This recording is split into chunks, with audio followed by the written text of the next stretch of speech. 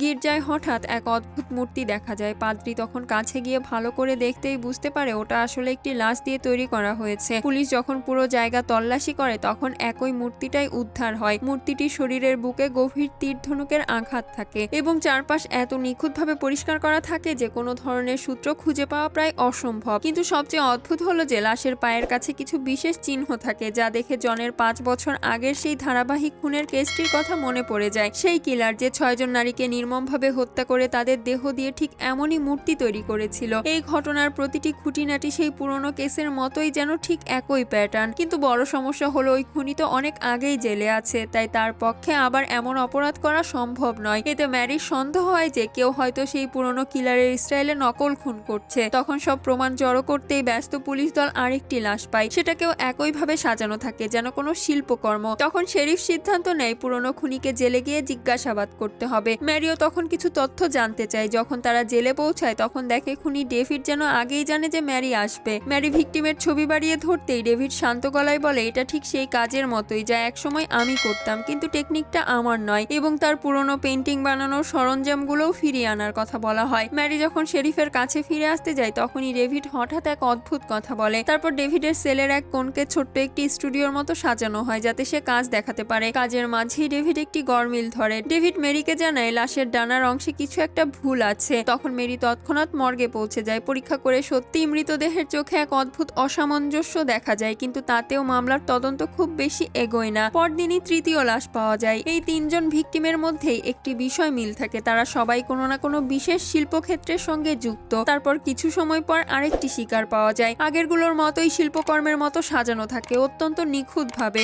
কিন্তু ম্যারি তার আসল লাশটি মর্গে খুঁজে পায়। যখন ম্যারি দেহটি খুলে তখন ভেতর থেকে একটি কম্পাস বের হয়। জন কম্পাসটির পয়েন্টার তুলতেই দেখতে পায় ওটা দেয়ালে ঝোলানো একটি পেন্টিং এর দিকে নির্দেশ করছে। পেন্টিংটিতে থাকে এক ভয়ঙ্কর চেহারার ভিক্ষুকের মতো একটি পুতুল। জন পেন্টিংটি দেয়াল থেকে সরাতেই পেছনে লুকানো কিছু লেখা পাওয়া যায় যা একটি পুরনো অ্যান্টিক দোকানের ঠিকানার ইঙ্গিত দেয়। দুজন তখন সেখানে পৌঁছে আরেকটি পেন্টিং পায়। তদন্তে সেখানে একটি ফিঙ্গারপ্রিন্টও পাওয়া যায়। ঠিক তখনই শেরিফের ফোন আসে এবং বলে ডেপুটি মেয়র নিখোঁজ। দুজন তখন দ্রুত তার বাড়ির দিকে রওনা দেয়। ম্যারি যখন সেই পুরনো বাড়িতে ঢুকে তখন দেখা যায় বাড়িটি বহু আগেই জরাজীর্ণ হয়ে গেছে এবং ভেতর থেকে একটি শুকনো বহু বছরের পুরনো হাড় পাওয়া যায়, যেন অনেক আগেই সেখানে কারো মৃত্যু হয়েছে। তখন ম্যারির রাগ মুহূর্তেই তীব্র হয়ে ওঠে, কারণ সে বুঝতে পারে এটা ডেভিডের বাড়ি আর মরদেহ যে নারীর সে ডেভিডের মা। ডেভিডের মাই ছিল ডেভিডের প্রথম শিকার। ম্যারি বাড়ি তল্লাশি করতে করতে হঠাৎ পায়ের নিচে অদ্ভুত খটখট শব্দ শুনতে পায়। ম্যারি তখন কার্পেট সরাতেই দেখা যায় নিচে একটি গোপন পথ। সেখানে নেমে ম্যারি দেখতে পায় ডেপুটি মেয়র জীবিত অবস্থায় বন্দী। পরের ভিডিওটি দেখার জন্য প্লিজ সাবস্ক্রাইব।